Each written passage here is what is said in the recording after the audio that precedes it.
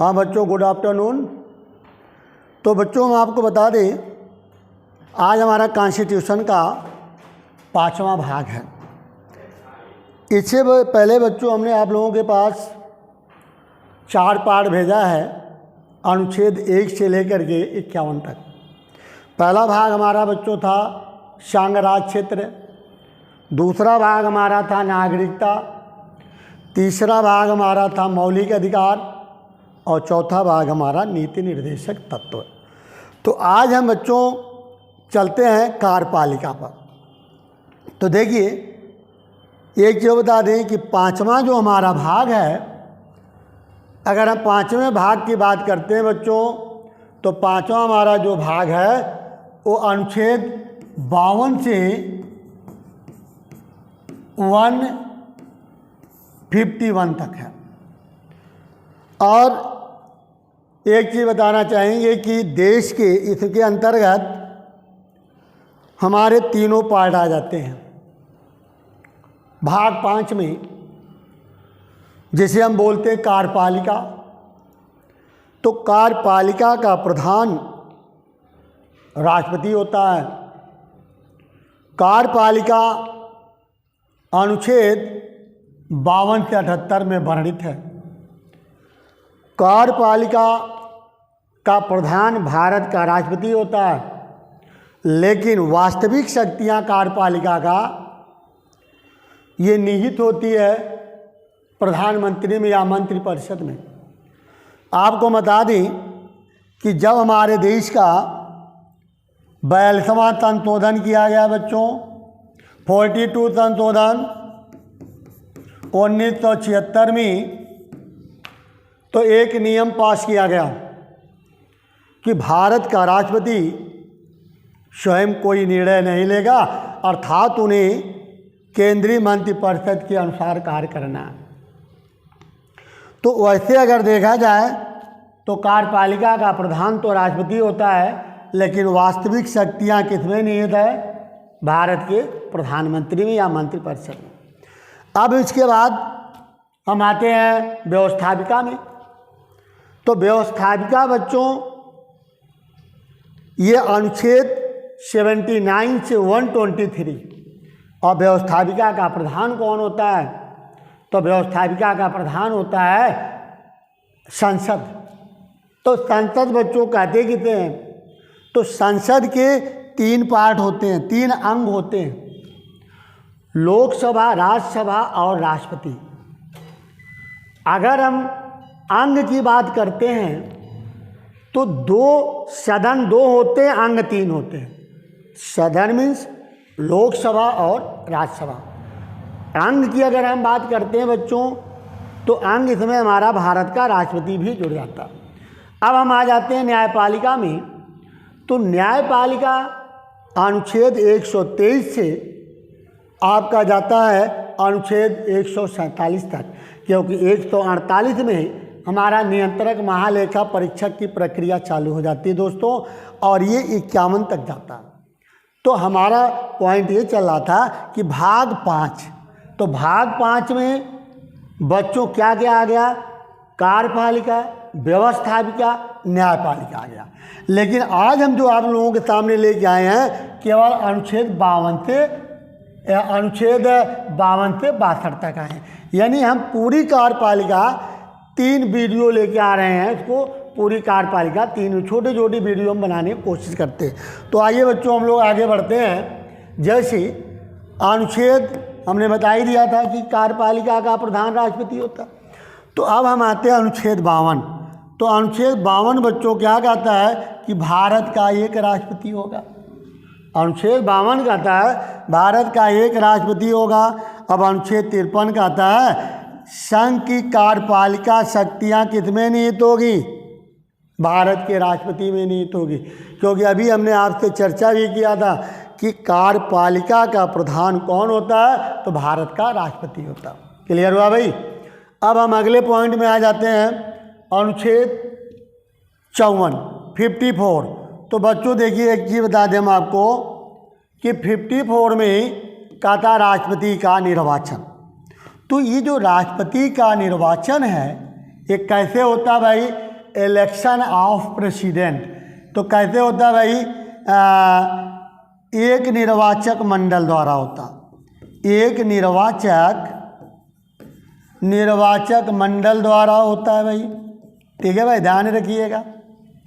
अब आप लोग सोचते होंगे ये जो, हाँ एक चीज़ और बताना चाहेंगे, ये जो निर्वाचक मंडल है ये आयरलैंड के संविधान से लिया गया। इस निर्वाचक मंडल में कौन कौन भाग लेते हैं भाई, तो लोकसभा हो गया, लोकसभा प्लस राज्यसभा प्लस राज्यों के विधानसभा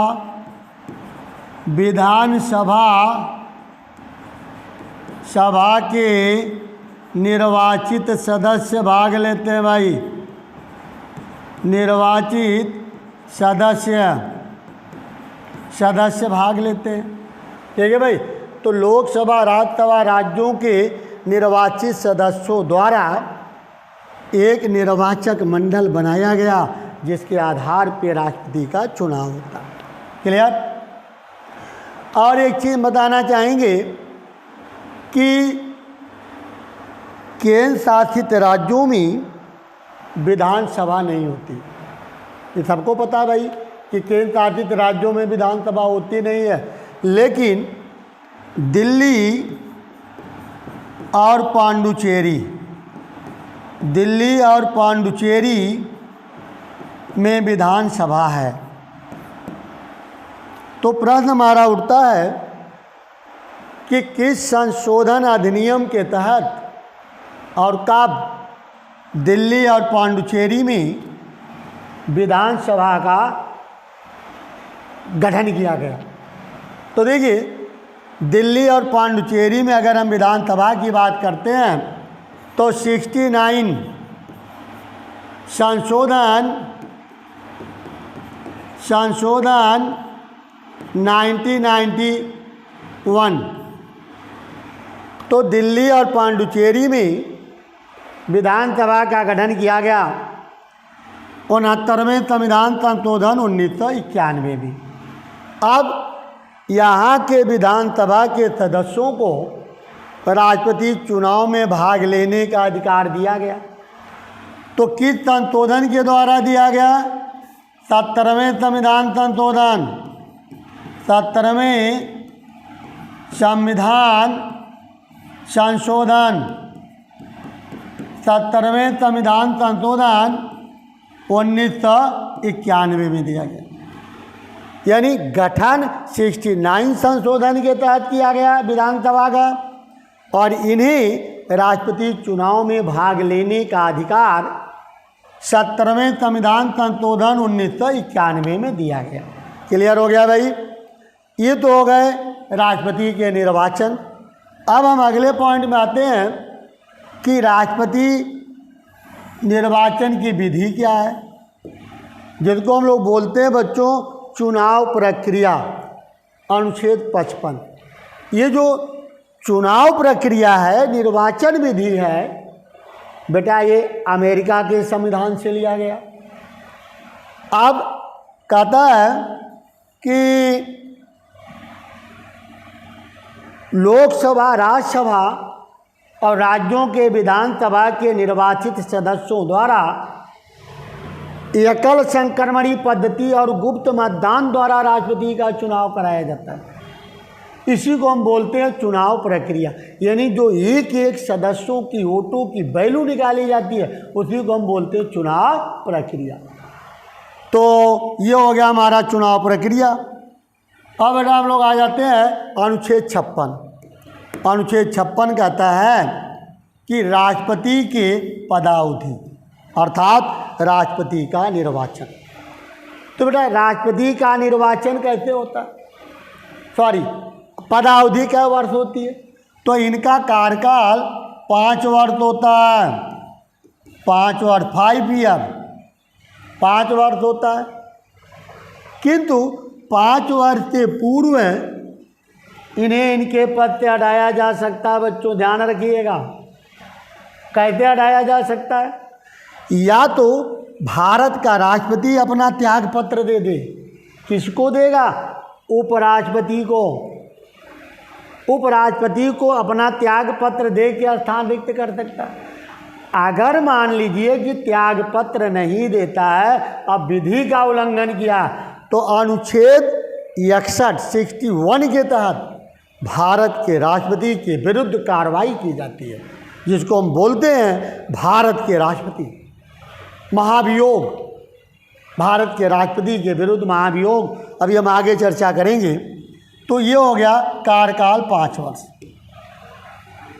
निर्वाचन के लिए पात्रता, यानी कहता है कि क्या भारत का कोई व्यक्ति अगर एक बार राष्ट्रपति चुन लिया गया है तो क्या वो दोबारा राष्ट्रपति चुनाव लड़ सकता है या नहीं लड़ सकता? यह अनुच्छेद 57 कहता है। तो बिल्कुल लड़ सकता है बच्चा। तो दोस्तों बिल्कुल चुनाव लड़ सकता, एक बार, 2 बार, 4 बार चुनाव लड़ सकता। उदाहरण के तौर पर डॉक्टर राजेंद्र प्रसाद भारत के 2 बार राष्ट्रपति रहे, यानी चुनाव लड़ सकता। अब हम आ जाते हैं 58 में योग्यता, यानी अर्हताएँ। योग्यता क्या है भाई? तो इनकी योग्यता क्या, देखिए कहता है कि ज़्यादा बहुत खास योग्यता नहीं, बहुत नॉर्मल योग्यता है इनकी। जन्म से भारत का नागरिक हो। नागरिकता ना लियो, ध्यान रखिएगा, नागरिकता ना, जन्म से भारत का नागरिक हो। पागल दिवालिया ना हो, किसी न्यायालय द्वारा दंडित ना किया गया हो, और 35 वर्ष की आयु पूरी कर चुका हो। ठीक है, तो ये बेटा इनकी योग्यता हो गई। और राष्ट्रपति के पद के लिए शर्तें, मैंने राष्ट्रपति चुनाव लड़ने की शर्तें क्या भाई? पहली शर्त यह है कि संसद सदस्य होने की योग्यता रखता हो, किंतु होना योग्यता रखता हो किंतु संसद सदस्य ना हो। यदि है तो जिस दिन राष्ट्रपति पद की शपथ लेगा उस दिन उसकी उस सदन की सदस्यता बच्चों समाप्त कर दी जाएगी, और समाप्त कर दी जाएगी जिस दिन वो राष्ट्रपति पद की शपथ लेगा। क्लियर हो गया भाई? तो चलिए आगे हम लोग बढ़ते हैं। हाँ, एक चीज़ और बता दें कि राष्ट्रपति चुनाव लड़ने के लिए 50 संसद सदस्यों का समर्थन प्राप्त होना जरूरी है। तो 50 संसद सदस्यों का समर्थन प्राप्त होना चाहिए।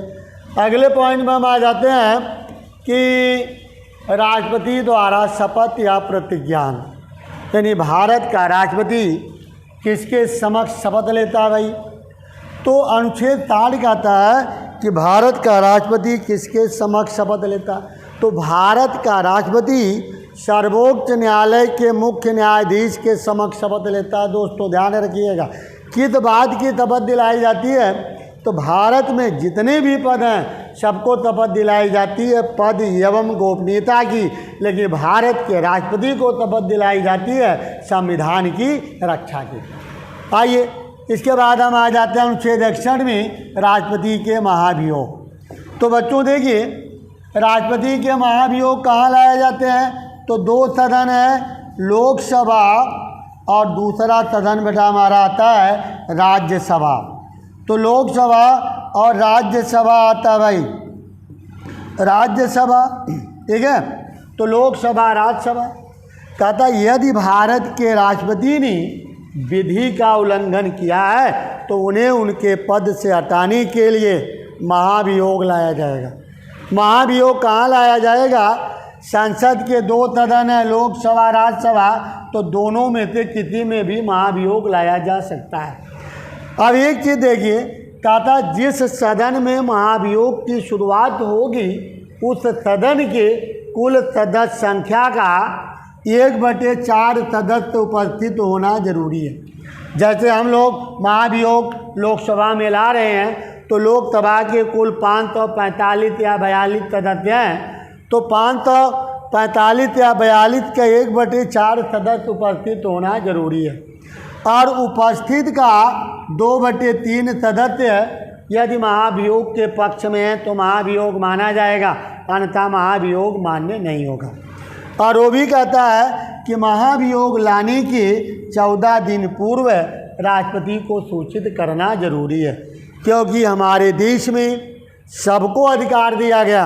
यदि आप अपना बचाव करना चाहते हैं तो आप, जैसे हम लोगों को अधिकार दिया गया अनुच्छेद 22 कहता है यदि आप अपना बचाव करना चाहते हैं तो अच्छे वकील के विचार विमर्श कर अपना बचाव कर सकते हैं। उसी तरह से भारत के राष्ट्रपति को भी अधिकार दिया गया, कहता है यदि आप अपना बचाव करना चाहते हैं तो किसी अच्छे साक्ष्य एकत्रित कर सदन में उपस्थित कर अपना बचाव कर सकते हैं। अब माना कि प्रथम सदन में पारित हो जाता है तो दूसरा सदन हमने क्या माना है, राज्यसभा माना। तो राज्यसभा में दूसरे सदन में कितने उपस्थित हैं ये कोई ज़रूरी नहीं है, जितने भी उपस्थित हैं उसका 2/3 सदस्य यदि महाभियोग के पक्ष में हैं तो महाभियोग माना जाएगा, अन्यथा महाभियोग मान्य नहीं होगा।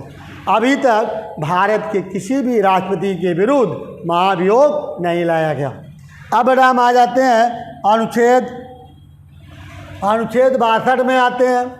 तो अनुच्छेद 62 क्या कहता है भाई, कहता है राष्ट्रपति के रिक्त स्थान की पूर्ति के लिए निर्वाचन का समय होता 5 वर्ष बच्चों, और निर्वाचित व्यक्ति की पदावधि क्या होती है, 6 माह।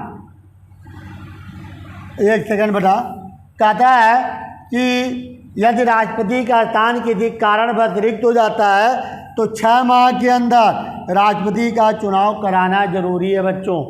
और जो नया राष्ट्रपति चुना जाएगा उसका कार्यकाल उस दिन से देखा जाएगा जिस दिन वो अपने पद की शपथ लेगा, उस दिन से लेकर के 5 वर्ष तक वह अपने पद पर बना रहेगा। तो हम ये कह सकते हैं कि राष्ट्रपति के रिक्त स्थानों की पूर्ति के लिए निर्वाचन का समय और निर्वाचित व्यक्ति की पदावधि, ये अनुच्छेद 62 में है बच्चों। इसके बाद हम तो चलिए हमारा यहीं तक रहा वीडियो। तो अगर हमारी वीडियो आप लोगों को पसंद आती है तो हमारे वीडियो को ज़रूर शेयर कीजिए, लाइक कीजिए, सब्सक्राइब कीजिए, बेल आइकन दबाना ना भूलें भाई। बाकी अगला हमारा जो पार्ट चालू होगा वो अनुच्छेद 63 से हम शुरू करेंगे। तो चलिए हम अपनी वीडियो को समाप्त करते हैं, क्लास को समाप्त करते हैं। जय हिंद, जय भारत।